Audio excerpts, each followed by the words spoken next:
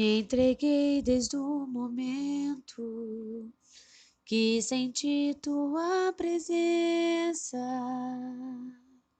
tua voz a me guiar. Acredito em tuas promessas e sem vacilar eu cumpro teu pedido. E dos males deste mundo me vejo despido, corro sempre ao teu encontro, ao falar em meu coração, pois a fé me tomou, hoje sou seu fiel servidor. Deus, meu Pai, Jeová, cumprirei sempre que for preciso. Deus, meu Pai, Jeová, não importa a provação, te entreguei meu coração, por ti eu vivo. Deus, meu Pai, Jeová, cumprirei sempre que for preciso.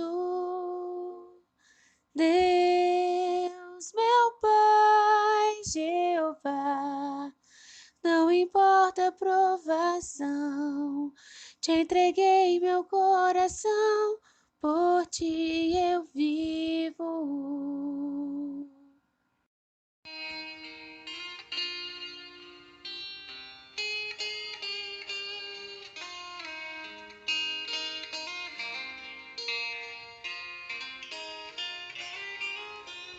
Bondoso Pai, Senhor Jeová, como é bom estarmos neste momento reunidos diante da Tua celeste luz, para nos instruirmos um pouco mais diante da nossa doutrina de amor e luz.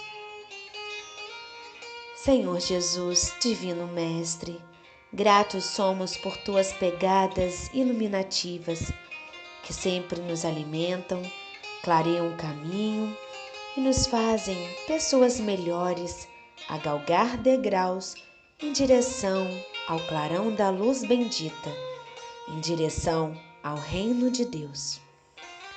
Pedimos a Tua companhia, Mestre, para que os ensinamentos desta noite possam ser claros e absorvidos para a nossa prática e nosso dia a dia. O Senhor nos traz o caminho, nos revela a verdade, és nossa chama de vida nessa encarnação onde tanto lutamos com esperança e fé. Abençoe a nossa irmã responsável a ministrar a palavra com a abençoada permissão do nosso amado mentor Paulo de Tarso, o vaso escolhido do Senhor. Que assim possa ser.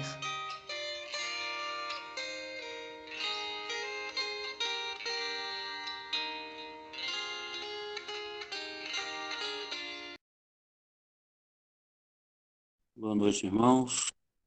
A leitura da noite de hoje está em Gálatas, capítulo 5, versículo 13 e 14, que diz assim: Porque vós, irmãos, fostes chamados à liberdade.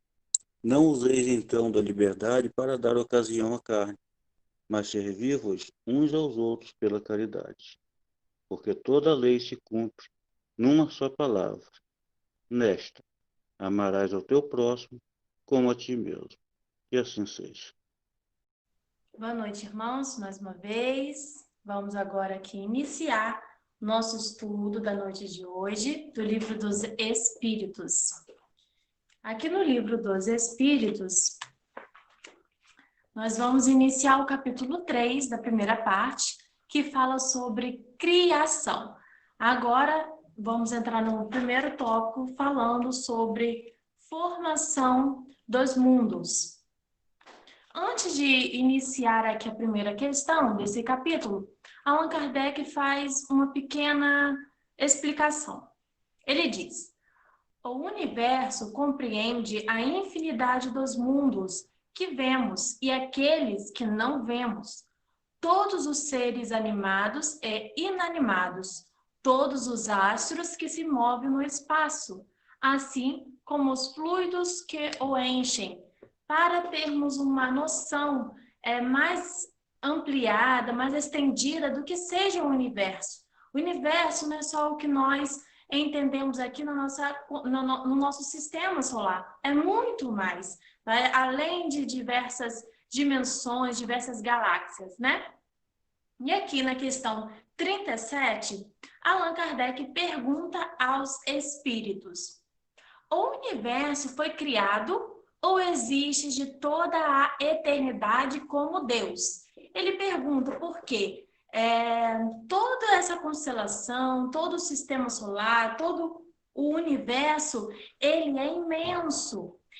Allan Kardec sabia disso porque ele era um estudioso, ele era um cientista e conhecia todo esse estudo da astrologia, né? Que é realizado, que é feito já há muito tempo pelos cientistas. E ele entendia ali a dimensão, a grandiosidade de tudo aquilo, e ele quis saber se existiu desde sempre ou se foi criado em um determinado momento. E os espíritos respondem: sem dúvida que ele não pôde se fazer por si mesmo. E se fosse de toda eternidade como Deus, não poderia ser obra de Deus. Aí, mais uma vez, dando ali essa noção de que a eternidade somente Deus a detém, né? Somente Deus não teve princípio. Todas as outras coisas teve. Deus não. Deus, ele existe de toda a eternidade. Ele não teve um princípio. Ele sempre existiu. Para nós que lidamos aqui com a matéria de que nasce, desenvolve e depois ela morre, né? Nós entendemos que tudo necessitaria ter um começo e ter um fim. Mas, na verdade, aqui, Deus não. Deus vai muito além do que nós compreendemos enquanto matéria, enquanto criação, enquanto existência. Ele sempre existiu. Não teve um começo. Diferente de toda a matéria que existe. E nas suas infinidades de níveis, né? Como já estudamos nas 2 últimas semanas, no capítulo anterior do Livro dos Espíritos. Com isso, pode-se entender que o universo, né, como aqui Allan Kardec está perguntando, teve sim um princípio que está muito distante da nossa compreensão. E ele diz assim, Allan Kardec: a razão nos diz que o universo não pode se ter feito a si mesmo, não foi uma autocriação. E que, não podendo ser obra do acaso, deve ser obra de Deus. Por que o universo não pode ter se feito? Porque se fosse assim, haveria um poder além do poder de Deus. E sabemos que Deus é o onipotente, ou seja, Ele que detém o poder de todas as coisas, de poder fazer, de poder criar a partir do fluido cósmico universal que nós já estudamos. Na questão 38, Allan Kardec pergunta: como Deus criou o universo? Já compreendemos aqui que ele teve um começo, que ele teve um princípio. E esse princípio, esse começo foi dado por Deus, foi criado por Deus. Mas como que Deus fez isso? E os espíritos respondem: por sua vontade. Nada traduz melhor essa vontade toda poderosa que essas belas palavras do Gênesis, da Bíblia, né? Deus disse que a luz seja feita e a luz se fez. Então é pela vontade que Deus faz toda a sua criação. A partir de sua vontade, ele manipula o fluido cosmo universal e assim plasma a matéria. materializa ali os princípios, como já aprendemos, que o princípio ele é muito além dos átomos e da tabela periódica que nós aprendemos na escola, com a química, né? Vai muito além disso. O princípio de todas as coisas, de todos os componentes, de todos os elementos, é justamente o fluido universal, criado por Deus e manipulado por Deus para estar fazendo o desenvolvimento da matéria. E assim, a constituição, a formação dos mundos e também em todo o processo de desenvolvimento. Porque assim como o mundo, assim como nós temos os nossos processos de desenvolvimento, em que fomos criados ali ainda na irracionalidade, depois trabalhando essa racionalidade, entrando no instinto, saindo do instinto, e para estar desenvolvendo até chegarmos, né, a espíritos puros, os mundos, os outros sistemas também passam por um desenvolvimento. E aqui na Gênese, A Gênese, né, de Allan Kardec, no capítulo 6, a primeira parte, Allan Kardec diz o seguinte: o começo absoluto das coisas remonta, pois, a Deus. Suas aparições sucessivas no domínio da existência constituem a ordem da criação perpétua.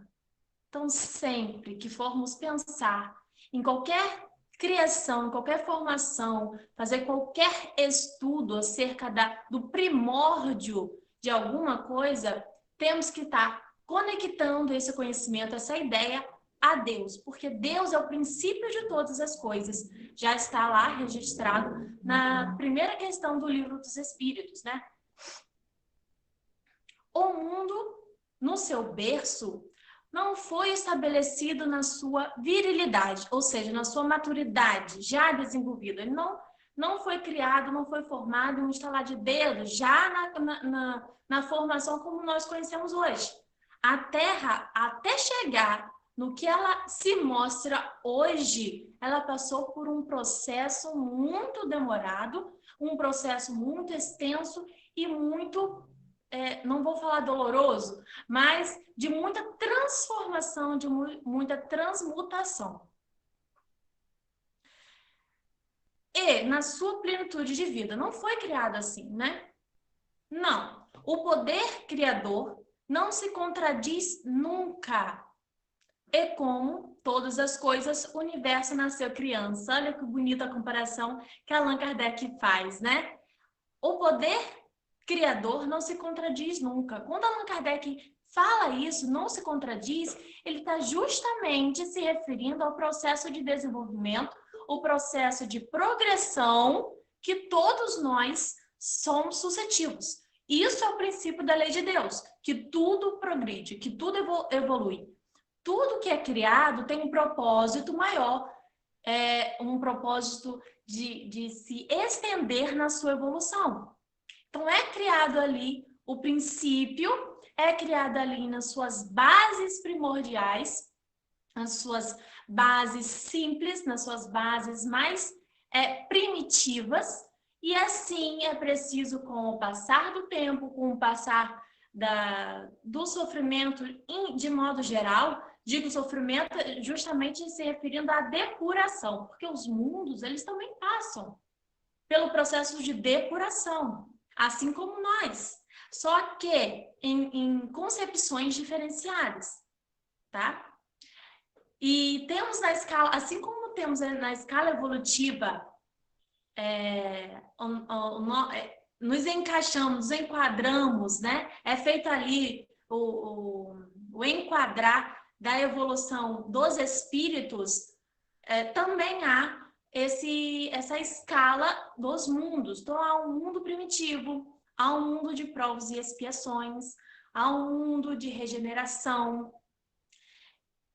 A Terra hoje é um mundo de prova e expiação, mas em algum milênio para trás, milhões de bilhões, trilhões de anos atrás, ela já foi um mundo primitivo. E para ela alcançar o mundo de prova e expiação, ela passou por muito processo de depuração, de transformação, de transmutação.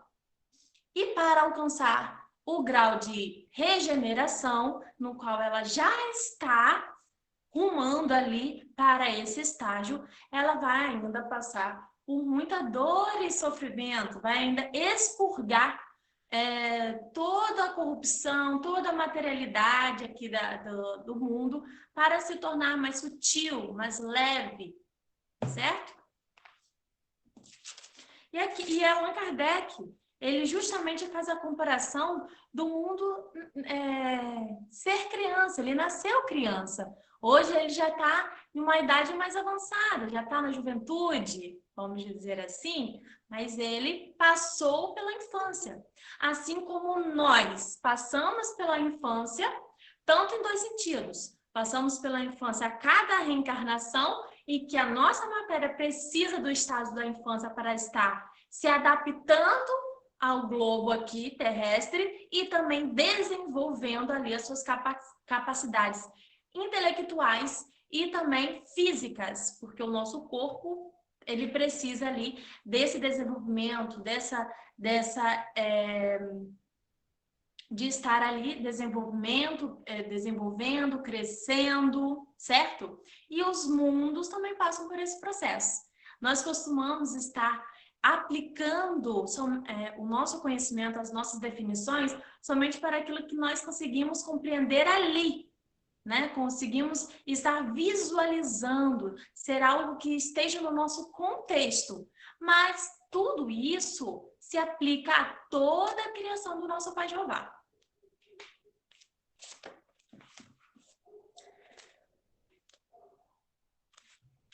Na questão 39, Allan Kardec pergunta: poderemos conhecer o modo da formação dos mundos?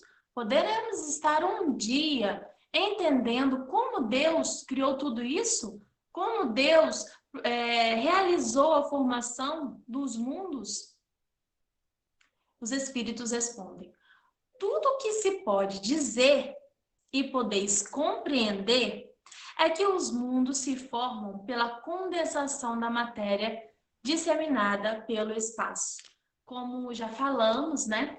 É essa manipulação do fluido universal, essa matéria dispensada pelo espaço, porque se formos estudar ali a física, a química, a biologia, formos estudar ali a criação do mundo físico, vai estar falando, mostrando toda a condensação, o choque de planetas, a estrela, não vou saber explicar aqui de forma explícita, né? De forma ali, mas sabemos que o mundo, como tem a teoria do Big Bang, que foi uma grande explosão, e ali essa matéria que ficou dispersa ali no espaço, pela volatilação, né? Pela rotação ali, pela rapidez, pelo movimento desses elementos, proporcionou ali a condensação, porque o mundo, a Terra hoje, ela demora 24 horas, né? Para fazer ali, para girar, dar um giro total, né? Mas antigamente ela girava muito mais rápido. E isso proporcionou uma condensação da matéria que hoje a Terra agora já não passa mais por esse processo. Agora ela já está em um outro processo, que é o contrário, porque antes ela precisava de estar se formando, se agrupando, e agora ela está se dispensando, né? Então, é um processo contrário, e isso a gente tem que estudar ali mais detidamente na física, tá? Mas aqui, quando a Terra ela foi formada, todo o processo que nós conhecemos hoje era muito diferente. A Terra passou por uma diversidade de temperaturas muito elevadas, onde primeiro houve ali a elevação da temperatura e depois a redução da temperatura, havendo Isso, a Terra já era formada, então a Terra já passou por onde tudo era lava, então depois passou por onde tudo era água, depois tudo era gelo, passou por todos esses processos para estar sendo o que é hoje. E ainda vai passar por muitos outros processos para estar se depurando, fazendo com que a sua matéria seja cada vez mais sutil, né?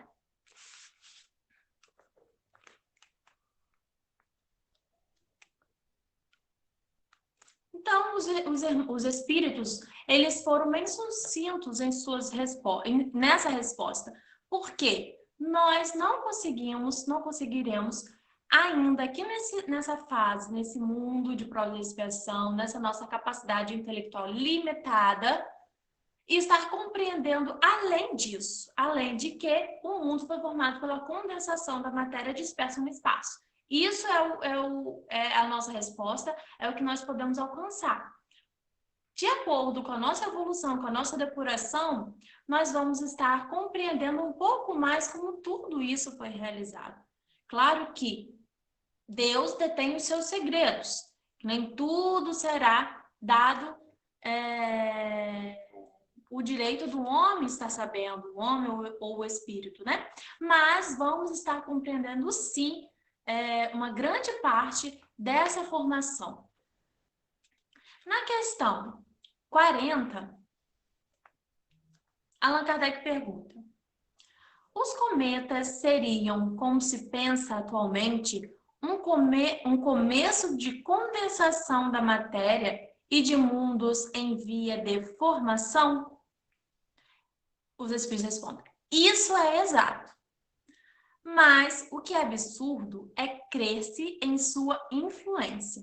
Quero dizer, a influência que vulgarmente se lhe atribui, porque todos os corpos celestes têm sua parte de influência em certos fenômenos físicos. Então sabemos que tudo acontece com algum motivo, com algum propósito, com algum objetivo. Nada que existe somente por existir.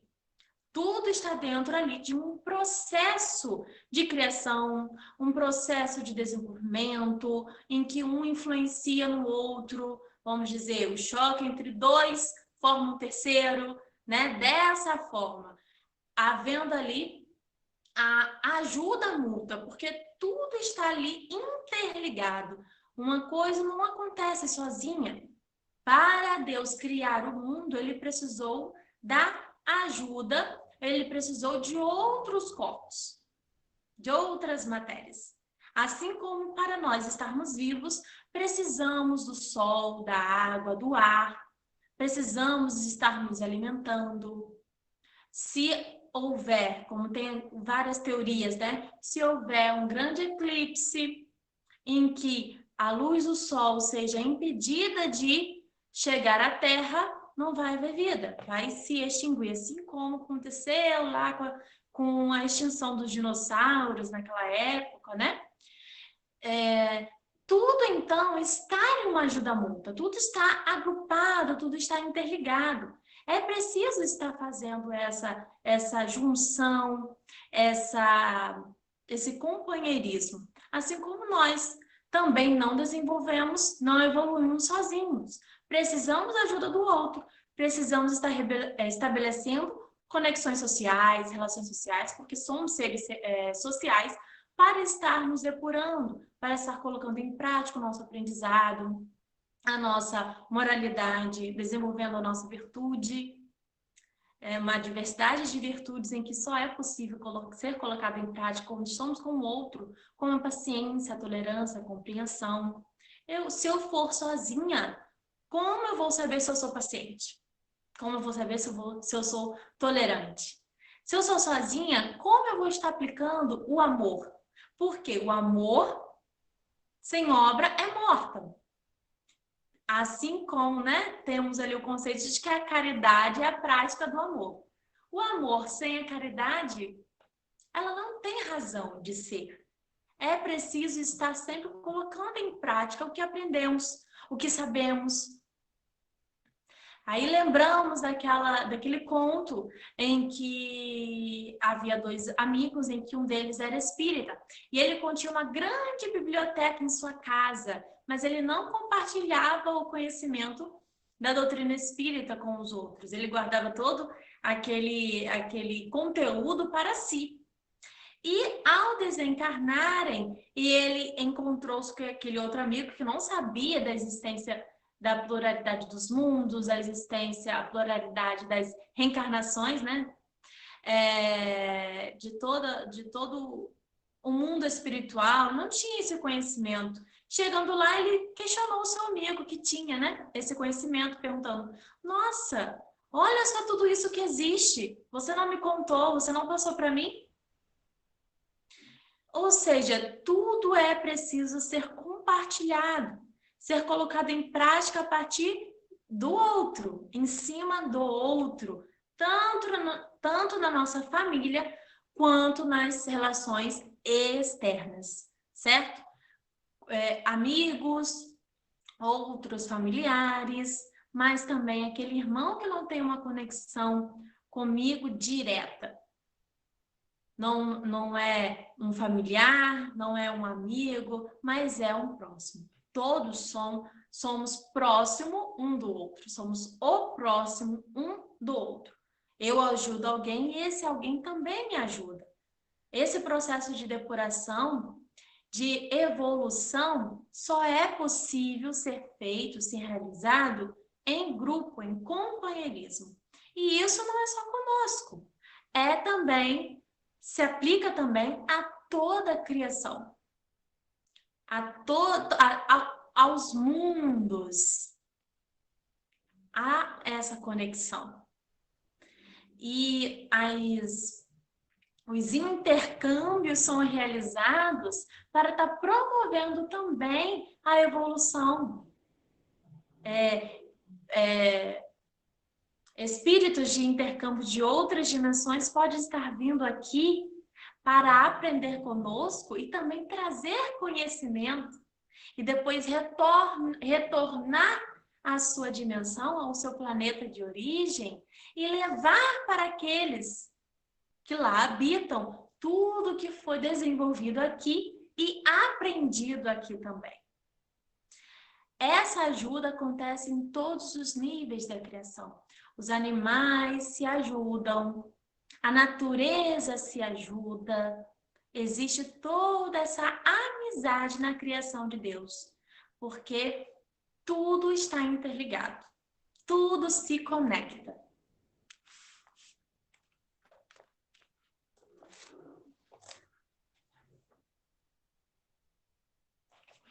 Aqui no livro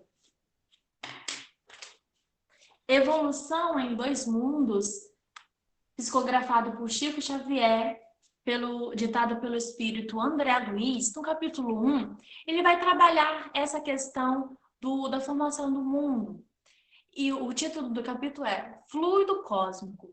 E aqui nesse livro, ele tem uma didática de escrita diferente, onde ele vai explicar alguns tópicos, alguns vocabulários, alguns processos, né? E aqui ele vai explicar, nesse primeiro capítulo, um pouco sobre plasma divino. O que é plasma divino? Ele explica.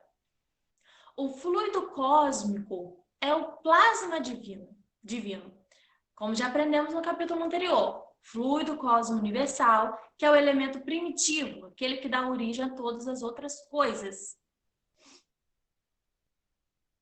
O fluido cósmico é o plasma divino, hausto do Criador ou força nervosa do todo sábio. Nesse elemento primordial, vibram e vivem constelações e sóis, mundos e seres como peixes no oceano. Olha que bonito. Justamente, a gente sabe o que é plasma. E do que se torna o plasma, né? Plasma é justamente uma matéria, é um elemento ali que proporciona a materialização de alguma coisa. Então, é esse elemento que traz ali aquela formação. Como nós aprendemos, né?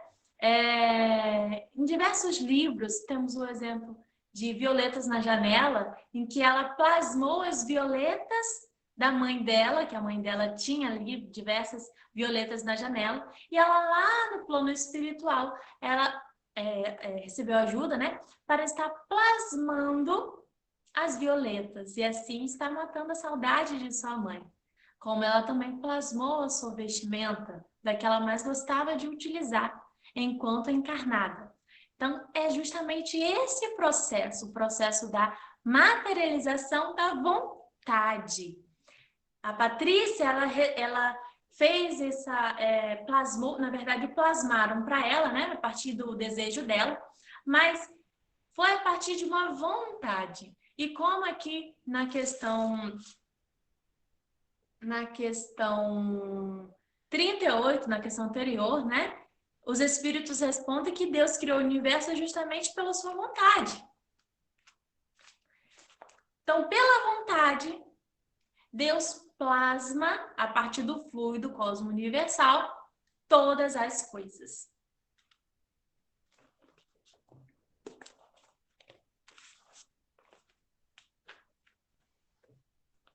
Na questão 39, Allan Kardec pergunta: poderemos... Eu já li essa questão, né? Isso. Questão 40. Os cometas seriam... E já li essa também. Desculpa, me perdi aqui. Questão 41. Um mundo completamente informado pode desaparecer e a matéria que o compõe disseminar-se de novo no espaço? Isso pode acontecer? A Terra, existe a possibilidade da Terra, que ela é tão imensa, ela é tão grandiosa, desaparecer? E os espíritos respondem que sim. Deus renova os mundos como renova os seres vivos. E nós temos, nós temos um exemplo que eu vou falar agora, né? Plutão. Ele já saiu da categoria de planeta justamente pela sua redução, como diz, da sua redução de tamanho. Então, já está havendo ali, neste planeta, a sua disseminação da matéria. Já está havendo ali essa desintegração. Qual o objetivo, não sabemos. Mas tudo tem um porquê, tudo tem um motivo, certo? E aí, os espíritos afirmam que sim, assim como um planeta pode ser formado, este mesmo planeta pode ser destruído, né? Faz parte da lei da destruição. Como aqui no Livro dos Espíritos tem um capítulo destinado à lei da destruição, em que diz que a lei da destruição existe justamente para estar realizando uma nova criação, realmente para estar fazendo ali essa transformação de objetivo, ou estar aprimorando este objetivo de Deus, de estar fazendo uma evolução. E, por exemplo, deixa eu só ler aqui a questão direitinha sobre a lei da destruição, em que vai trabalhar essa questão da necessidade e da importância da destruição. 728. A destruição é uma lei da natureza? Os espíritos respondem: é preciso que tudo se destrua para renascer e se regenerar. Porque o que chamais destruição não é senão uma transformação, que tem por objetivo a renovação e melhoramento dos seres vivos. Quando ocorre uma catástrofe ambiental, nós logo pensamos que aquilo não tem não tem um lado bom. Normalmente, nós ficamos muito chocados com qualquer coisa que é destruída. E ainda mais quando essa destruição provoca ali mortes, né? Mas por essa questão entendemos que é preciso uma renovação. que tudo para estar renascendo precisa estar morrendo. É como o processo da reencarnação. Se formos aplicar essa visão da destruição na reencarnação, vamos aplicar aqui, né? Que a destruição seria o nosso desencarno. Mas por que a gente desencarna? Justamente para termos uma nova oportunidade de estar refazendo os nossos passos, os nossos caminhos, as nossas escolhas. Se não fosse o processo da reencarnação, de duas uma, né? Primeiro, se eu não tivesse a possibilidade de renascer, aí sim existiria o inferno eterno. Aí eu cravaria nessa única encarnação que eu tive o meu destino para toda a eternidade, de estar estagnado em uma única posição. Agora, se não houvesse a morte do corpo físico para estar realizando o processo da reencarnação, eu viveria toda uma vida, a eternidade, 1000 anos, poderia estar vivendo ali, 1000 anos, e como que eu conseguiria estar me depurando, refazendo meus caminhos, se o passado, as minhas ações, ainda está muito viva em minha memória? Não é muito difícil recomeçar, mudar os hábitos?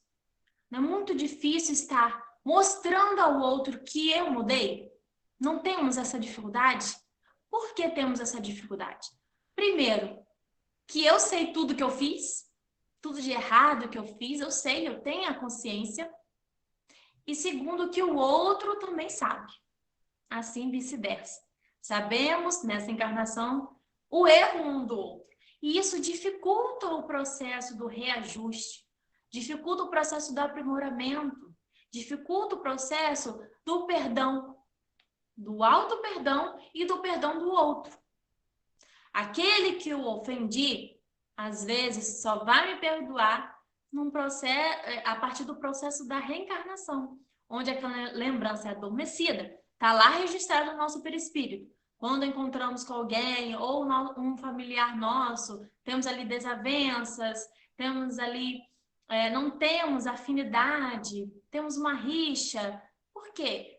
Está registrado no nosso pretérito, no nosso perispírito, o nosso pretérito, os nossos encontros em vidas passadas, que houve ali um conflito. Se esse conflito existiu em vida, quantas pessoas não passam 20 anos, 30 anos ou o resto da vida sem se perdoar?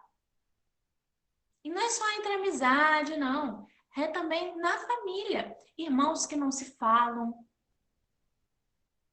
filhos que não se falam com os pais e vice-versa. Em todo o grau familiar, pode estar havendo essa rixa, esse conflito, essa briga. E é muito difícil. Na mesma vida em que ocorreu essa rixa, está fazendo ali o perdão, justamente pelo orgulho e egoísmo, de não querer ceder, de não querer voltar atrás, de não querer pedir perdão, de não querer fazer as pazes, porque acha que o outro é que deve estar começando a falar primeiro com você. E o processo da reencarnação, ele facilita tudo isso, porque é um recomeço, é um renascer, justamente como diz aqui na questão 728, sobre a lei da destruição. O objetivo, para quê? Por que ela existe? Mas para estar facilitando esse processo de evolução. E aqui no mundo temos as catástrofes ambientais justamente para a renovação da Terra. No livro Transição Planetária, de Divaldo, ele vai fazer ali um trabalho, né, um relato do espírito Manuel Filomeno de Miranda. Ele vai fazer um relato ali da excursão em que ele participou lá do tsunami da Indonésia. Agora eu não me recordo se foi em 2007 ou 2006, por aí, né? E aquela tsunami ele explica ali no livro que foi um processo para estar renovando aquelas terras, aquela região em que recebia muitos espíritos, muitas pessoas, né? Iam para lá em viagem com propósitos, porque lá é uma região bonita, onde uma região turística, né? E recebia ali muitos espíritos com propósitos infrutíferos. E as pessoas daquela região aderiam a esses propósitos dos turistas justamente com fins materiais.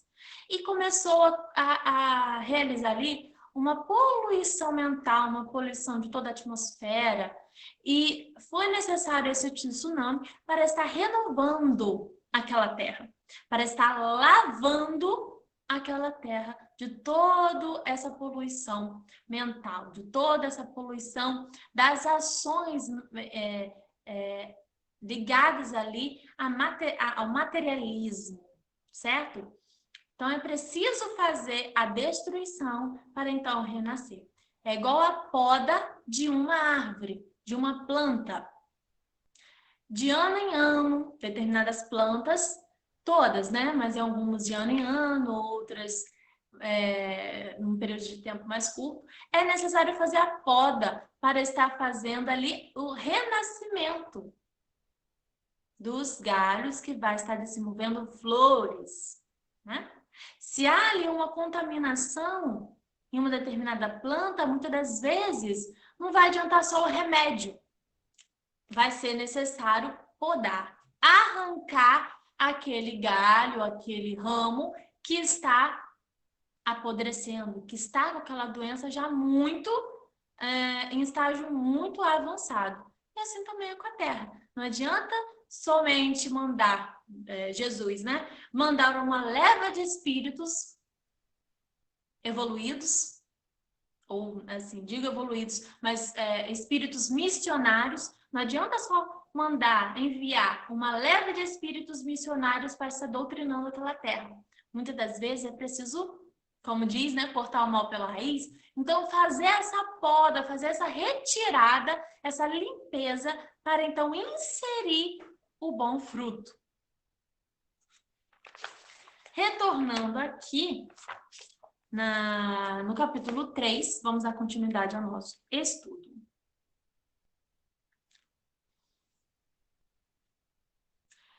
Então, aqui na questão 41, Allan Kardec perguntou se é possível um mundo desaparecer. E os espíritos responderam que sim.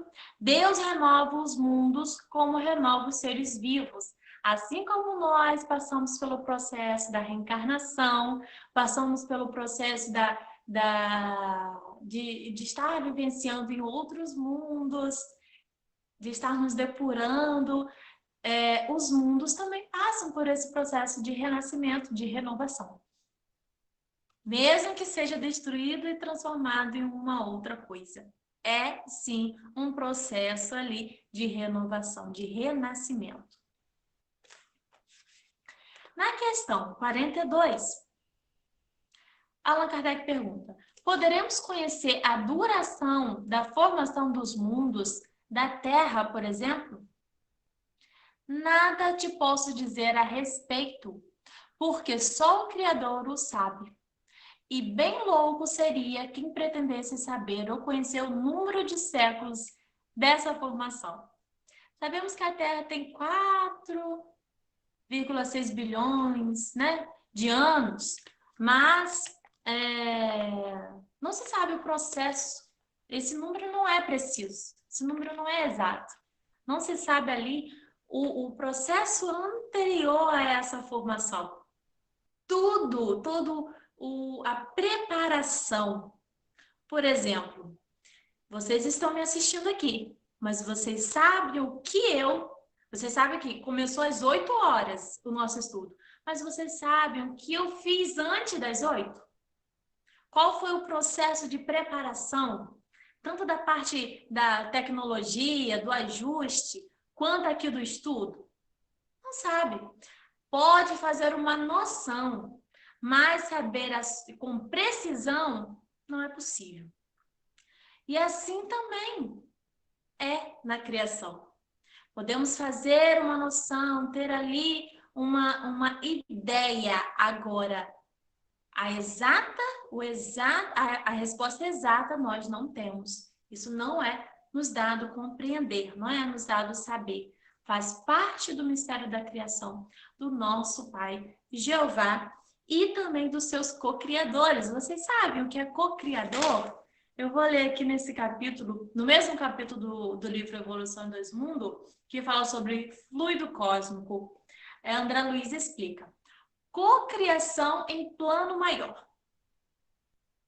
Nessa substância original, ao influxo do próprio Senhor Supremo, operam as inteligências divinas, a ele agregadas, em processo de comunhão indescritível. Estão compreendendo a leitura? Quem são essas as inteligências divinas? A ele, vamos saber mais à frente, né?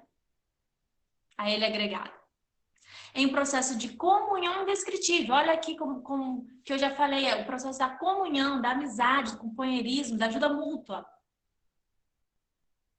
Os grandes devas da teologia hindu ou os arcanjos da interpretação de variados templos religiosos, extraindo desse hálito espiritual os celeiros da energia com que constrói os sistemas da imensidade, em serviço de cocriação em plano maior, de conformidade com os desígnios de todo misericordioso que faz deles agentes orientadores da criação excelsa. Deus não trabalha sozinho. Ele chama, ele faz o chamado para estarem ali em comunhão. Jesus é um co-criador. Ele estava presente aqui na formação da terra. Ele é o nosso governador, ele é o governador da terra. Então, ele está presente, ele está junto aqui da terra, desde ela antes de ser terra. Antes da condensação da matéria para estar formando esse globo aqui.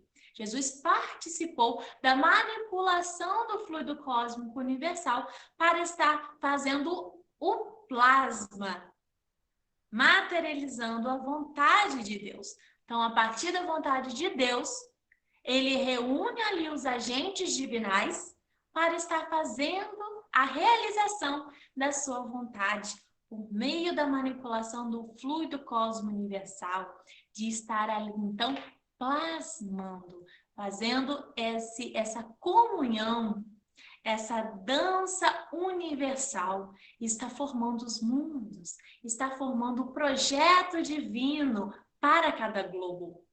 E digo projeto divino, mas o projeto divino não é o projeto da reencarnação e da progressão, da evolução? Sim, tudo está em torno da evolução. E a reencarnação é ali a ferramenta primordial para essa evolução.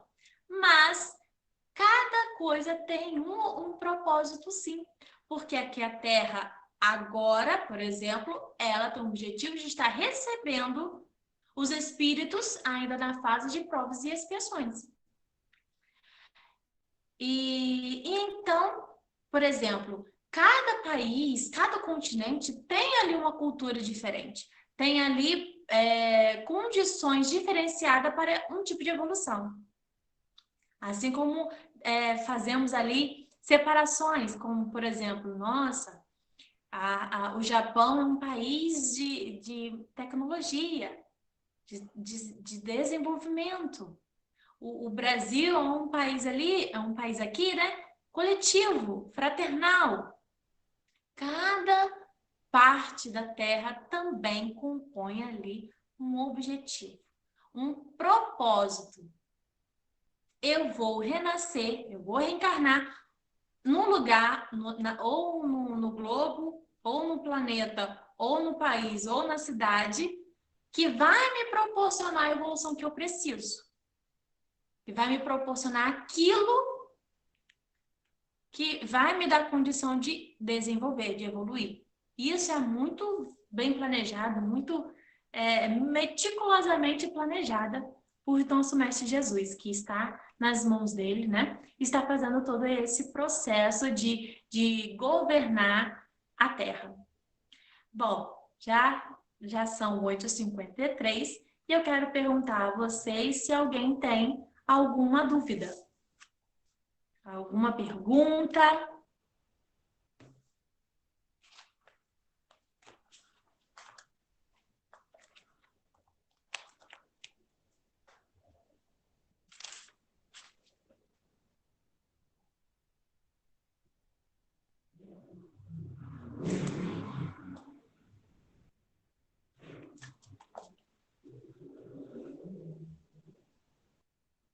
Deixa eu ver aqui quem está online. Ademir, Ana Clara, outra Ana Clara, Cotinha, Daiane, Dejaneira, Deuclécia, Gilda, Ione, Joel, Joilza, Jorge,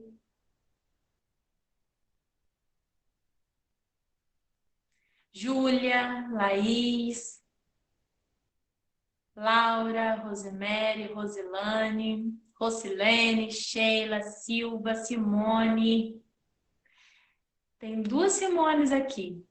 Tânia, Márcia. Boa noite a todos vocês. Muito obrigada pela presença.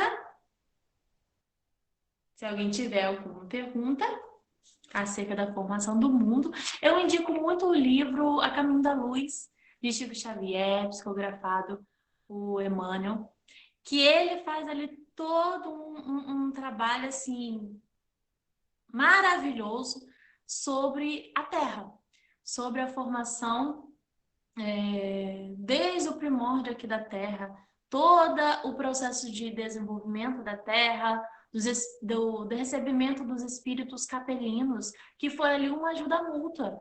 Vamos recordar esse exemplo, né?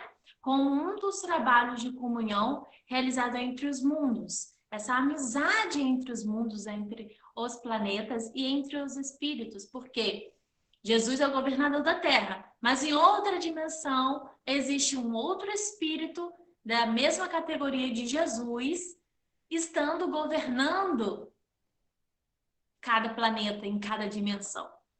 Então existe ali, né, outros espíritos no patamar de Jesus realizando esse trabalho.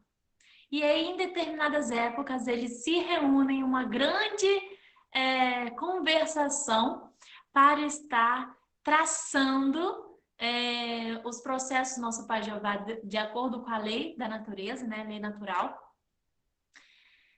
e fazendo essa conversação para estar ajudando um ao outro, ajudando os espíritos no processo de evolução. E no primórdio da Terra, antes ainda no princípio ali do desenvolvimento na fase hominal ali, primitiva mesmo,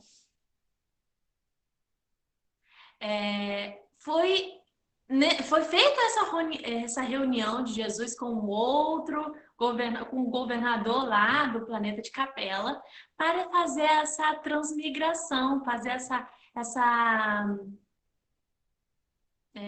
esse intercâmbio para um ajudar o outro. Por quê? Capela já estava passando ali Capela é muito mais desenvolvido que a Terra hoje, mas naquela época era muito mais ainda. Então, já estava ali num alto processo de depuração e foi feito o quê? Essa conversação, porque muitos espíritos, assim como nós estamos passando isso agora, né? Muitos espíritos vão ficar para trás quando a Terra se tornar um planeta de regeneração. Muitos espíritos terão que ser retirados da Terra e enviados para um planeta menos evoluído, para tentar e conseguir fazer esse caminhar mais rápido, né? E tentar voltar para a Terra. Porque quando a Terra subir de patamar, ela não vai poder comportar todos os níveis de espíritos que ela recebe aqui hoje. Porque para ela ser mais evoluída, ela vai precisar também da ajuda das pessoas. E é necessário, então, que essas pessoas, os habitantes, sejam também mais evoluídos em sua moral.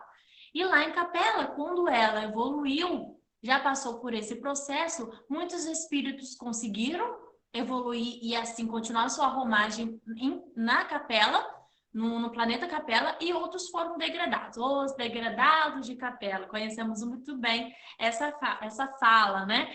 E então, os degradados de Capela, a partir dessa conversa, dessa reunião com o nosso Mestre Jesus, eles foram trazidos aqui para a Terra, que ainda era um planeta primitivo. Então, eles saíram de lá, de um planeta super evoluído, com intelectualidade ali, já muito avançada em todos os mecanismos, e vieram para cá no mundo primitivo, que ainda não tinha ferramenta alguma. Eles mal conseguiam estar ali no processo de sobrevivência, ainda vivíamos pelo instinto, abrigando-se em caverna, lutando contra os animais para sobreviver. E eles vieram para cá reunindo ali, né, um propósito mútuo, um propósito para eles de estarem se desenvolvendo, porque estando aqui no mundo menos evoluído, eles iriam trabalhar ali mais ainda para conseguir desenvolver-se e retornar para a capela. E o segundo objetivo aqui para nós, de estarmos aprendendo com espíritos mais evoluídos. Porque, em comparação ao que éramos, eles eram quase espíritos evoluídos, né, pra gente. Porque é como a gente, por exemplo, o espírito Emmanuel, em comparação conosco, parece que ele já era um espírito super evoluído, um espírito que não iria mais precisar reencarnar, em comparação ao que somos, se formos, né, fazer essa ligação. Mas ainda era um espírito que precisa reencarnar e está reencarnado. Então, naquela época era assim também. Eles vieram trazendo todo o conhecimento moral também, porque eles precisavam desenvolver a sua moral, mas em comparação à moral que nós tínhamos, eles estavam muito anos-luz à frente de nós. Então, eles vieram trazer ali, condensar e explicar, trazer todo ali o conteúdo e a noção de Deus também, porque antes era cultuado a natureza para estar fazendo essa ligação com Deus. Então, eles trouxeram também essa noção mais trabalhada do que é Deus. Claro que alguns acabaram desenvolvendo ali o politeísmo, mas trouxe ali uma noção mais avançada do nosso Pai Jeová, do Criador, e outras noções como o trabalho ali da agricultura, gente, de tudo, de toda a tecnologia, como vemos, né, as construções maias, que até hoje tem coisas que não se sabe como que eles realizaram e como que eles conseguiram estar fazendo essa construção, que ainda está muito além do que nós temos hoje, apesar de todo o aparato tecnológico que nós já temos. E os egípcios também, que não se sabe até hoje como que eles conseguiram erguer as pirâmides, que são imensas. Gente, são imensas mesmo. Então, tudo isso faz parte do quê? Da intelectualidade que eles trouxeram lá de Capela e nos ensinou. Então, foi feita essa conversação, essa comunhão entre os mundos, tá? Para eles, foi um castigo, porque vir para o mundo primitivo, eles já sendo muito evoluídos, foi muito difícil. A agonia era muito grande desses espíritos de habitar um corpo ainda muito grotesco. E porque como já falamos, né? Tudo parte da vontade. Até aqui na palestra de ontem falamos sobre vontade, e aqui também os espíritos nos deram a resposta de que Deus criou tudo a partir da sua vontade. E isso, a nossa vontade, ela também faz uma modelação da nossa matéria, justamente da nossa matéria física. E é lógico que isso demora assim, né? Muitos anos, muitos séculos. E esses espíritos capelinos, eles foram extremamente responsáveis, Foi graças a ele que nós conseguimos estar desenvolvendo a nossa matéria. Antes nós tínhamos pelo por todo o nosso corpo, hoje já não há mais essa necessidade. Antes nossos dentes eram presas, né? Hoje já não tem mais. Então, esse aspecto físico foi fundamental a vinda dos capelinos aqui. Porque a sua vontade, a vontade dos seus espíritos, que já conheciam uma realidade muito mais evoluída, começou a estar influenciando na matéria para fazer essa modelação. Olha só, que bonito, que importante é entendermos o propósito da vontade, a força da vontade, como é importante a força da vontade. Faz essa modelação até mesmo no nosso corpo físico. Claro que isso leva séculos, porque somos sujeitos ali a toda a parte exterior, né? Toda a genética e tudo mais. Mas foi graças a eles que conseguimos estar desenvolvendo a nossa fala, desenvolvendo a nossa comunicação, a nossa postura de estar andando de forma ereta. Foi graças a eles que já conheciam, que já tinham passado por todo esse processo, não é mesmo?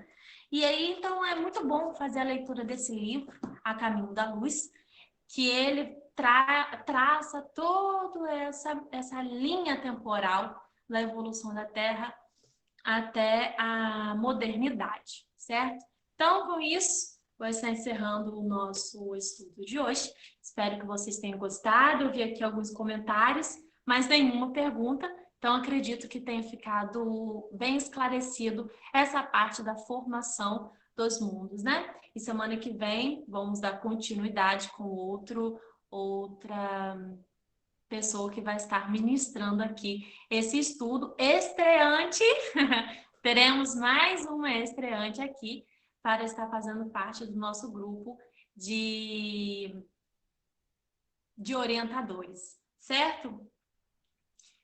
Sim, o livro Transição Planetária, ele é muito bom, sim, para trazer essa noção do que estamos vivenciando hoje, todo esse processo da lei da destruição, como é importante estarmos entendendo e estarmos plasmando pela nossa vontade na nossa atmosfera que nos circunda, né?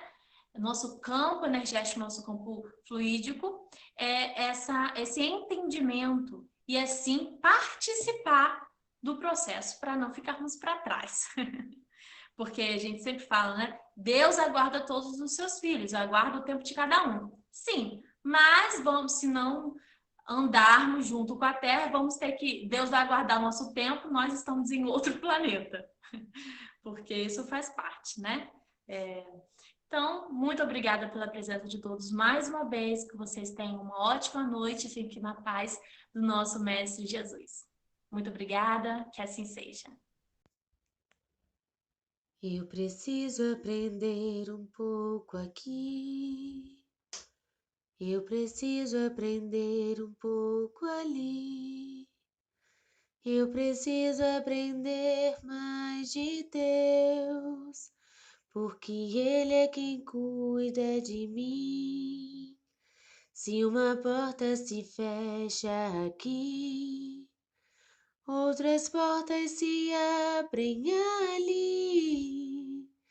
Eu preciso aprender mais de Deus, porque Ele é quem cuida de mim. Deus cuida de mim. Deus cuida de mim.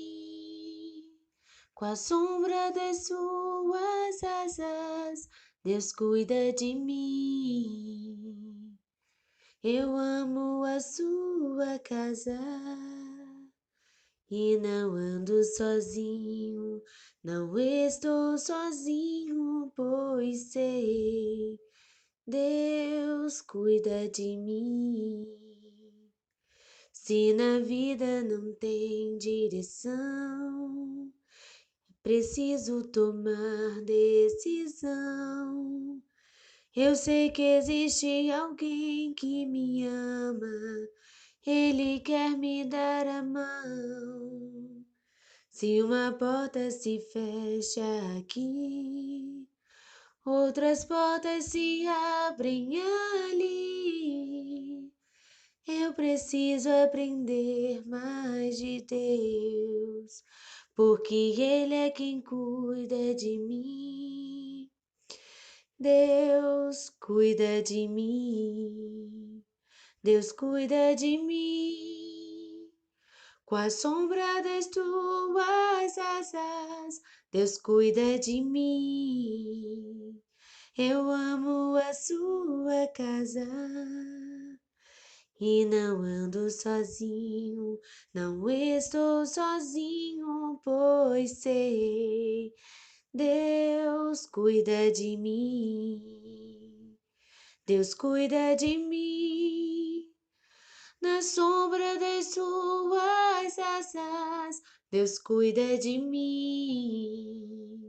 Eu amo a sua casa e não ando sozinho, não estou sozinho, pois sei, Deus cuida de mim.